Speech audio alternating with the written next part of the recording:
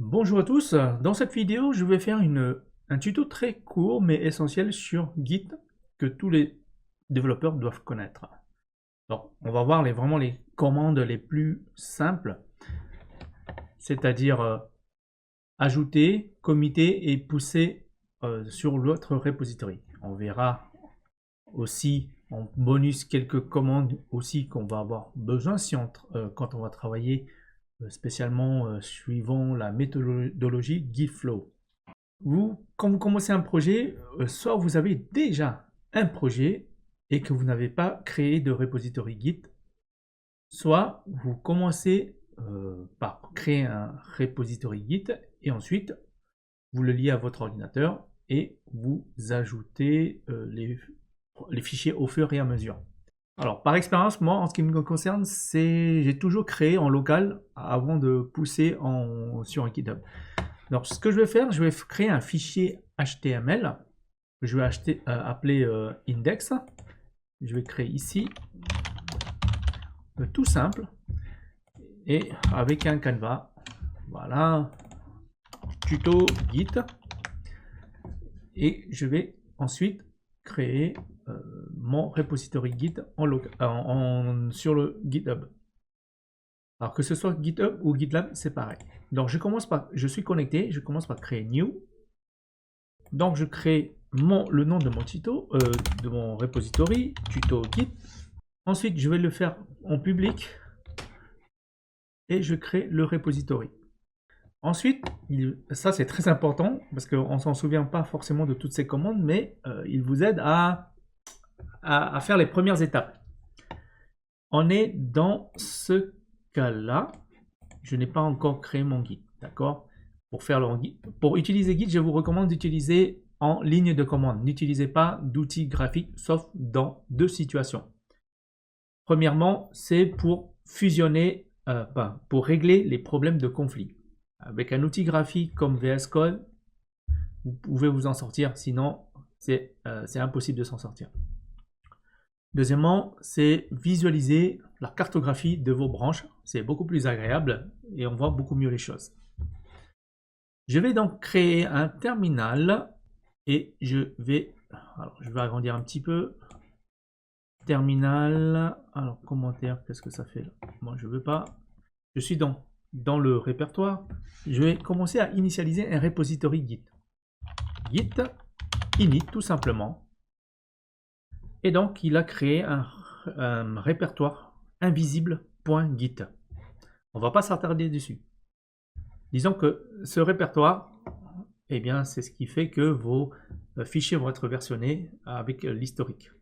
Si vous l'effacez, vous aurez tout perdu. Ensuite, je vais faire mon git add, comme il me le précise, sauf que moi c'est HTML, index HTML, git add mon fichier HTML. Je fais entrer. Et moi, je vous recommande, même quand vous n'êtes pas débutant, de faire un git status. Ça vous permet de donner un petit état des lieux avant d'aller plus loin. Donc, le fichier index.html est en vert.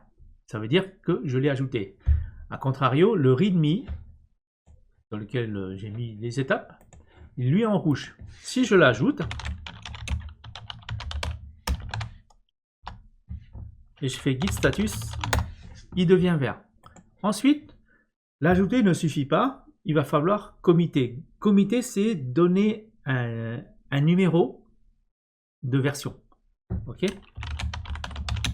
Git commit, et ensuite, je peux mettre un message, je vais dire ajout initial de fichier. Je fais un git status. Vous voyez, ici, il a ajouté les deux fichiers. Donc, quand je fais git status, cette fois-ci, les deux ont disparu. Ok, il dit qu'il n'y a plus rien à committer.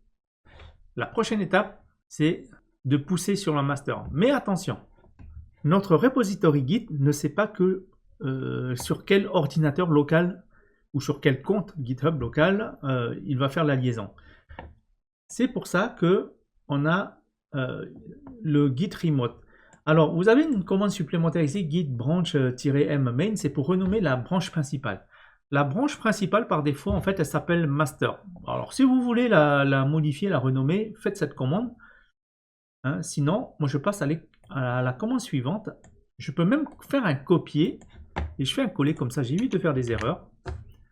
Donc, qu'est-ce que fait cette commande? Elle va ajouter ce repository sur GitHub dans ma base, ici en local, pour qu'elle puisse faire la liaison. Et ensuite, je vais pousser git push-u origin main. Ce sera du coup master. Donc, on va pousser les fichiers. Master. OK.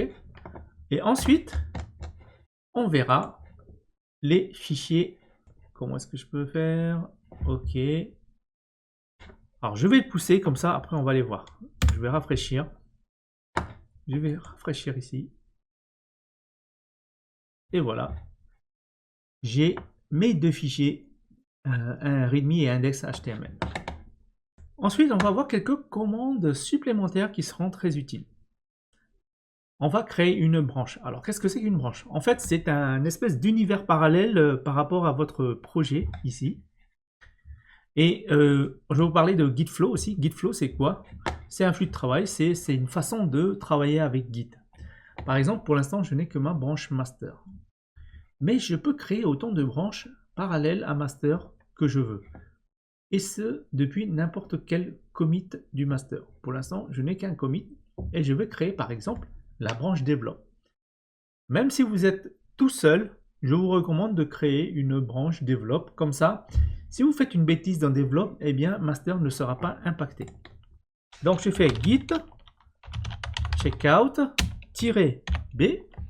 Alors ici j'ai fait une petite faute, c'est checkout. Pourquoi j'ai marqué ça? Parce que personnellement j'utilise des raccourcis en fait. Git checkout-b, donc on va créer la branche et on va l'appeler develop.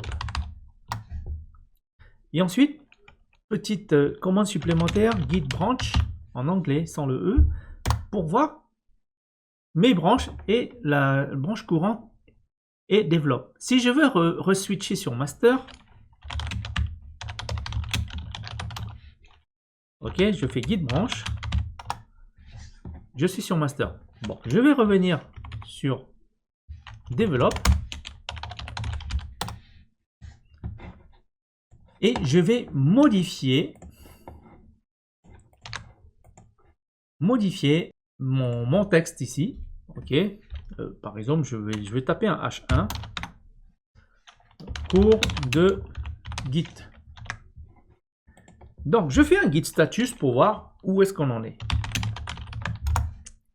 Vous voyez, là, index et readme ont tous les deux été modifiés. Ils ne sont pas verts, ça veut dire que je n'ai pas encore fait un git add. Ok, si je fais un git add, index, ok, j'ajoute et je fais git status, index est ajouté, mais readme n'est pas ajouté. Si vous avez plusieurs fichiers, une dizaine de fichiers que vous avez modifiés, vous n'allez pas les taper un par un. Vous pouvez donc taper un par un comme ça, index, readme, ok.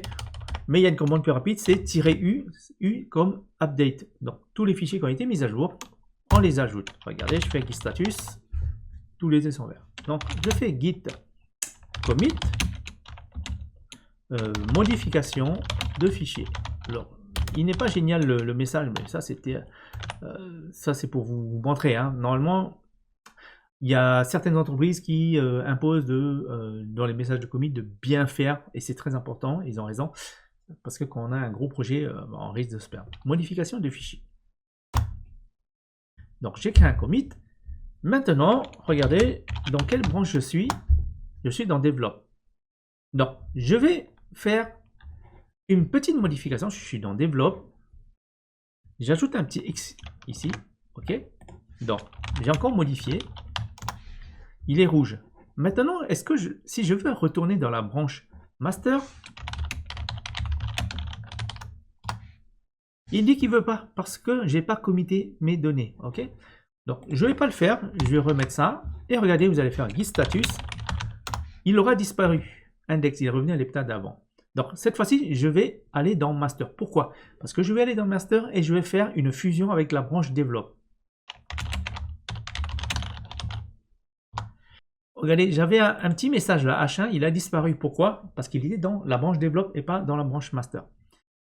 Maintenant, regardez ici, je vais le fusionner. Alors, qu'est-ce que je vais faire? Je vais fusionner Develop, c'est-à-dire c'est comme si je vais mettre une flèche ici vers Master. Ok?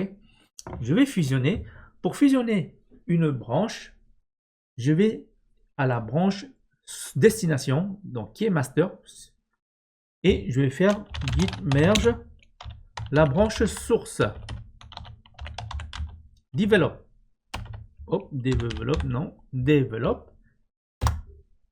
Et regardez maintenant, on a les modifications qui ont été faites dans la branche develop. Regardez, je ne vous mens pas, je suis dans master et j'ai maintenant toutes les modifications.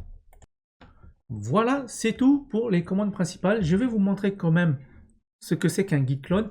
Un git clone, c'est lorsque vous voulez travailler sur un projet qui est déjà fait par quelqu'un d'autre. Imaginez que vous venez d'arriver dans une entreprise, vous voulez travailler sur le projet. Donc, vous allez avoir tous les codes sources sur votre ordinateur à partir du repository Git. Donc, qu'est-ce que je vais faire? Je vais effacer tuto Git et je vais faire un git clone. Je vais cloner le projet Git. J'ai effacé tout le répertoire et je vais le cloner. Alors, pour cloner un repository Git, je vais d'abord sur le Git pour avoir l'adresse du repository. Donc, je suis sur le projet, le repository, je clique sur le bouton vert ici. Et regardez, j'ai un chemin ici que je vais copier. Alors, moi, je vais prendre la HTTPS.